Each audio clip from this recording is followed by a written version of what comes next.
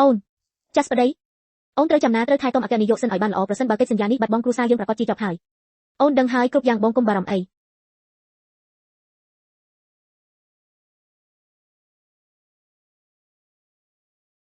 អ្នកនាងមិនអីទេមែនទេអ្នកឯងខ្វាក់ភ្នែកឬបើករយន្តយ៉ាងម៉េចហ្នឹងអ្នកនាងគឺអ្នកនាងជាអ្នកមកបុកឡានពួកយើងតា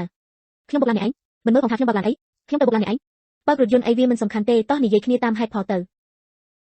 និយាយតាមហេតុផលស្អីខ្ញុំមើលទៅអ្នកឯងច្បាស់ជាចិត្តណាក្រឡុកមកដើម្បីទាញលុយហើយអ្នកនាងកុំនិយាយផ្ដេសផ្ដាសគឺច្បាស់ជា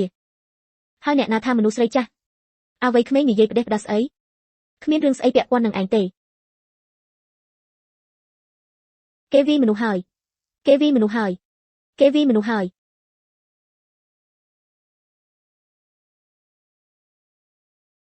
លេងទៅទៀតទៅកូនមិនអីទេលេងទៅទៀត